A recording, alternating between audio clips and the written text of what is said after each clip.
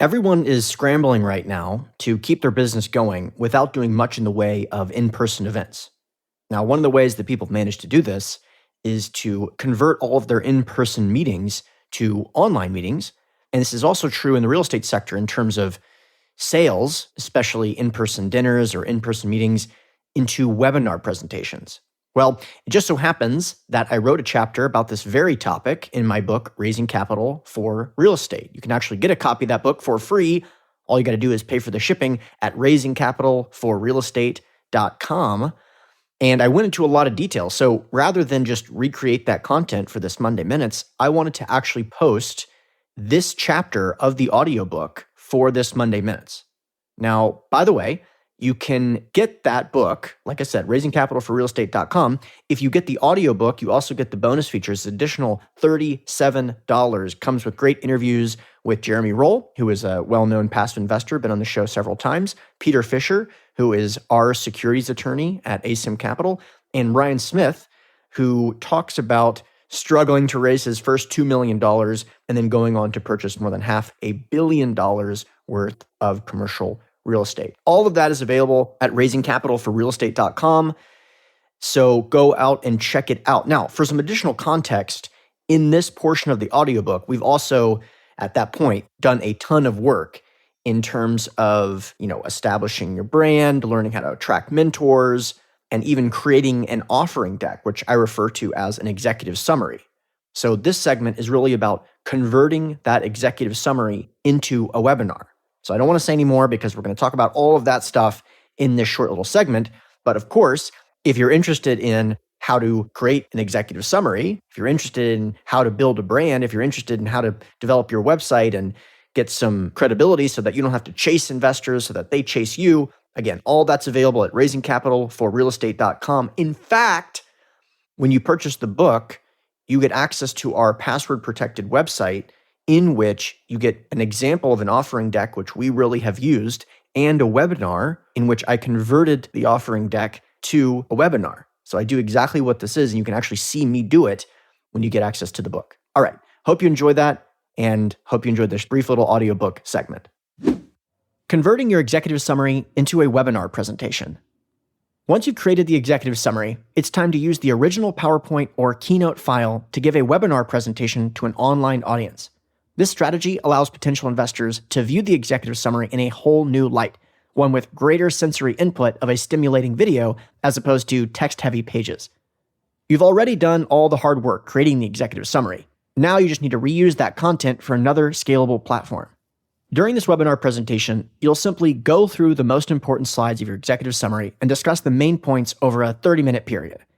Before conducting your webinar, however, it's important that you make some crucial changes to your executive summary.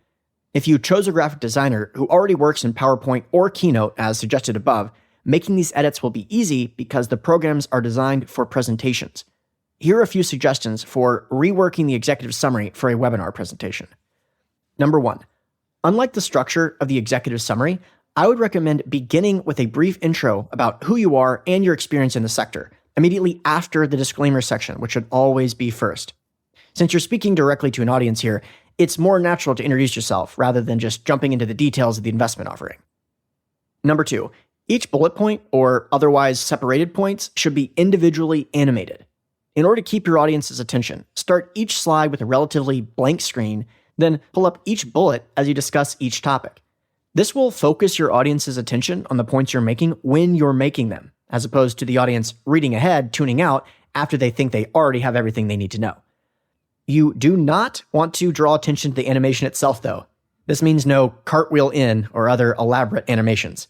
Directional animations like timeline slides that start on the left and animate towards the right are particularly appealing for viewers. Number 3, the presentation itself, excluding the Q&A, should be no more than 30 minutes. Before turning the material over to your graphic designer, give the presentation a few times and see if you need to edit and remove some slides to stay within this 30-minute limit.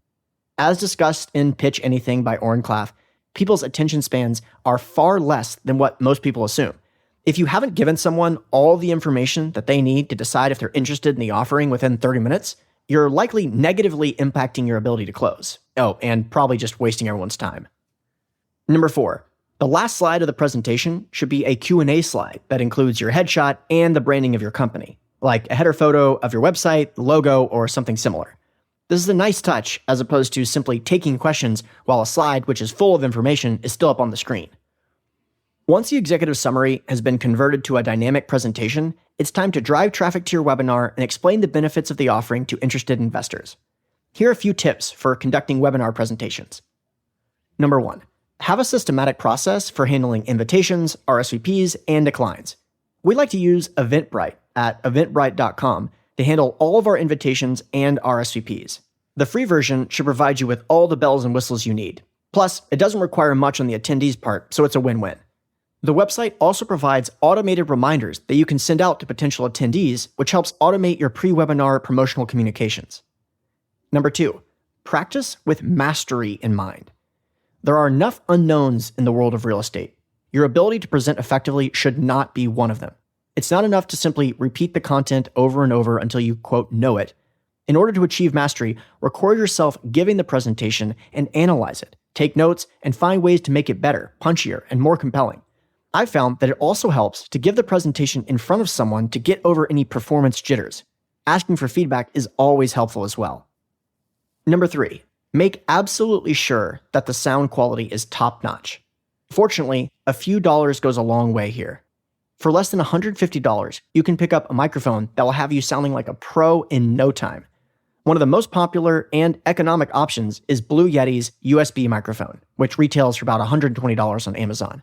I also suggest purchasing a pop filter to improve the listener's experience by reducing the infamous popping of the microphone. You should also schedule a 15-minute sound check prior to the beginning of the webinar, so you can ensure the audio, video, and recording mechanisms are all working. If you decide to forego this tip, don't say I didn't warn you when every single comment about your webinar is about the sound quality. Number 4, encourage people to ask questions during the Q&A, but always have some good questions as backup if no one speaks up. I can't believe I'm giving these tips away to you guys. Even though there might be a considerable number of attendees, people may, for a variety of reasons, be reluctant to directly ask you questions. Because I've found the Q&A section to be a critical part of the webinar presentation, I recommend being prepared. In the event no one speaks up, you can say something like, "We actually have a few questions sent in via email," and just jump right into those pre-written questions. If you're looking for some examples, the FAQ section of your executive summary is a very good place to start. Number 5, after the webinar is completed, make sure to send out a link to the recorded version as soon as possible for those who weren't able to make it, and also for those who want to listen again. Now that it's been recorded, your presentation should be forwarded within 24 hours of the webinar to anyone interested in the offering. Eventbrite makes sending an email to all invited parties very easy to complete, which is another bonus of the software. Number 6, regardless of whether or not you think someone has already reviewed the executive summary, always send them the recorded webinar. Yes, the material is almost all the same, but some people learn better through presentations rather than reading it themselves. Plus, the more times it's communicated, the more likely the information will sink in. We currently use Zoom at zoom.us for our webinars, which allows you to record the webinar, upload it to Vimeo or YouTube, and then send out a link to those who couldn't attend the live version. If you're interested in an example of a presentation we made based on an executive summary we created, you can check out one of our recorded webinars at raisingcapitalforrealestate.com. This presentation led to an oversubscription very quickly, so using it as a template wouldn't be a bad idea.